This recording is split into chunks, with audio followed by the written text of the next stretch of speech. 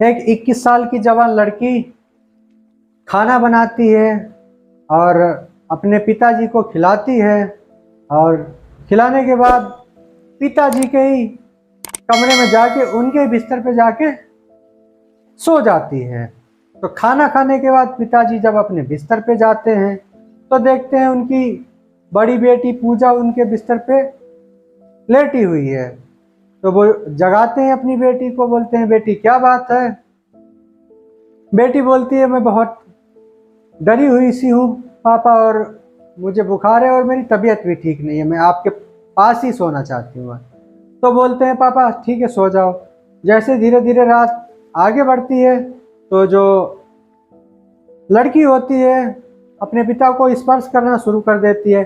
स्पर्श करते करते उनको यही नहीं पता चलता है, बाप भूल जाता है ये मेरी बेटी है, बेटी भूल जाती है मेरा बाप है। आदाब नमस्कार सत श्री अकाल। आज की जो सच्ची घटना मैं आपको सुनाने जा रहा हूँ, ये सच्ची घटना है मध्य प्रदेश के सागर जिले की, जहाँ पर एक परिवार रहा करता था। परिवार का मुखिया था जिसका नाम था प्रेमलाल, जिसकी उम्र लगभग 45 साल थी। एक लंबी बीमारी के चलते उसकी जो पत्नी होती है उसकी मृत्यु हो जाती है। अब मृत्यु हो जाती है, उसका अंतिम संस्कार करते हैं सभी लोग मिलकर।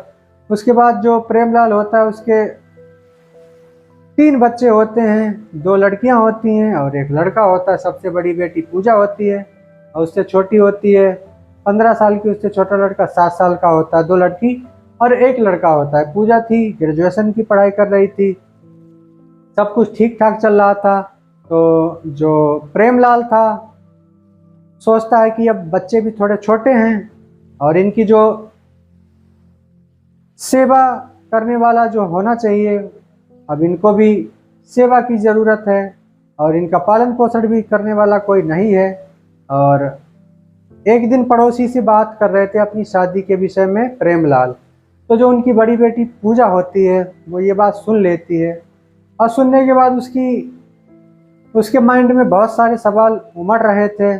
और ये सब बातें सुन के अगले दिन जब पूजा अपने कॉलेज जाती है तो ये सब बातें अपनी सहेली को शेयर करती है।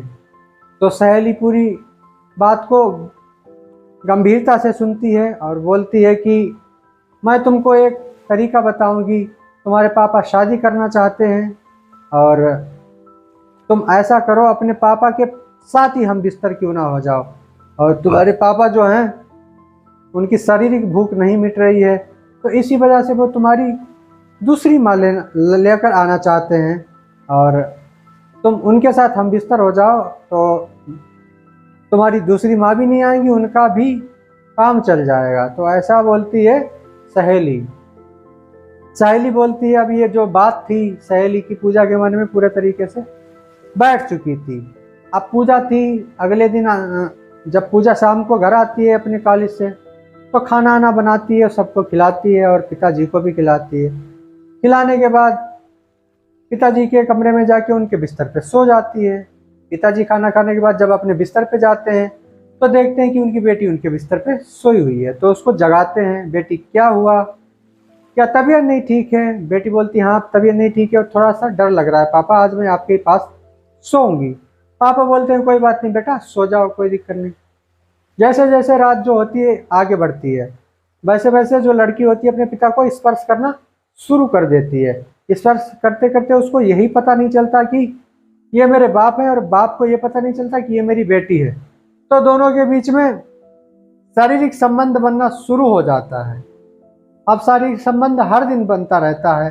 एक दिन वो आता है कि जो लड़की होती है पूजा वो प्रेग्नेंट हो जाती है। अब ये बात जो थी दोनों लोगों के बीच में थी, एक पिता के और बेटी के बीच में ये बात थी।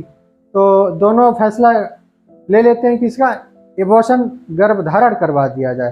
तो हॉस्पिटल ले जाते हैं तो उसका गर्भधारण करवा दिया जाता है। डॉक्टर तक ये बात पहुंच जाती, ये बात 3 लोगों तक पहुंचती है। और उसके बाद जब एबॉर्शन होता है तो लड़की घर आती है।